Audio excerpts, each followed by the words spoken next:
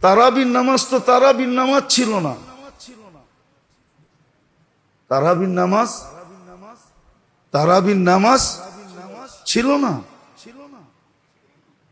আরেকটা হলে তো হুজুর রোগ সইতে পারবে না, আরো একটা ছিল এটার ভিতরে।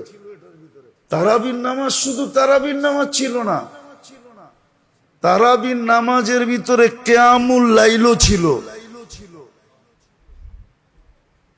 আবার তাহাজ্জুদও ছিল।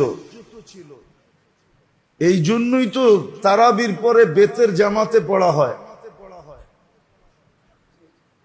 কেননা বুখারী শরীফে আছে ইজালু আখিরা সালাতুকুম বিতরা, তোমাদের শেষ নামাজ বেতেরকে বানাও। তারাবির ভিতরে তারাবি ছিল, কিয়ামুল লাইল 8 রাকাত ছিল, 12 রাকাত তাহাজ্জুদ ছিল। সবগুলা যখন কমপ্লিট হয়ে গেছে তো বেতেরটা রাইখা করব তো করব কি, তো ইমাম সাহেবরে কইছে বেতেরটাও পড়ায়া দেন, এই জন্য বেতেরটা পড়ায়া দেয়। নাইলে বেতের তো ছিল সবাই শেষের নামাজ। তারাবি তো শুধু তারাবি ছিল না, তারাবি তো শুধু তারাবি ছিল না। ভালো মতে বোঝেন, তারাবি শুধু তারাবি ছিল না, এটা তারাবি ছিল, কিয়ামুল লাইল এর ভিতরে ছিল, আবার তাহাজ্জুদ এর ভিতরে ছিল।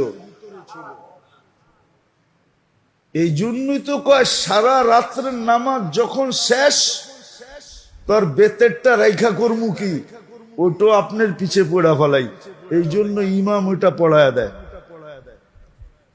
এটার ভিতরে সব ছিল, এক রাত্রের সব ইবাদত ছিল। 1 মাস পড়তেন, 70 মাসের কি হয়ে যেত, তাহাজ্জুদ হয়ে যেত। 70 মাসের কিয়ামুল লাইল হয়ে যেত। 1 মাসের তারাবি তো হইতই হইতো না।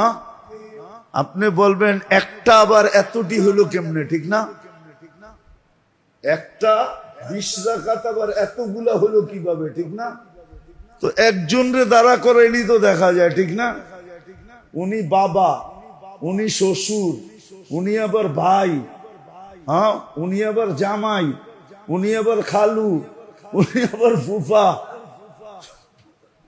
একজনই তো, ঠিক না?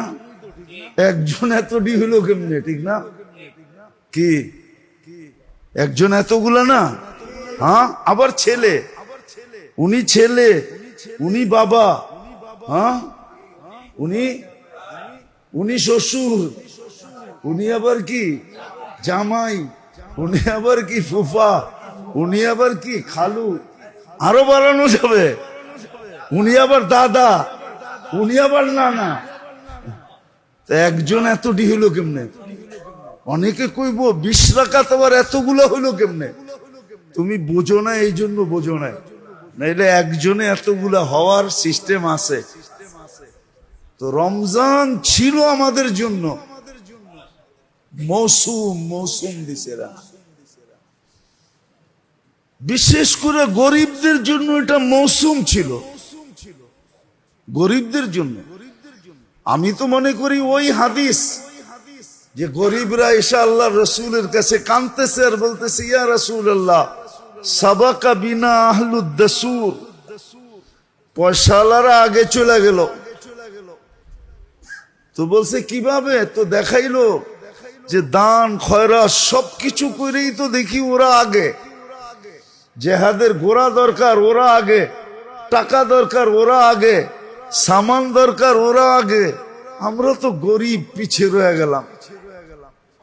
আল্লাহর রাসূল ওদেরকে শিখায়া দিছিলেন যে এটা নামাজের পরে কইরো, সুবহানাল্লাহ 33 বার, আলহামদুলিল্লাহ 33 বার, আল্লাহু আকবার 34 বার।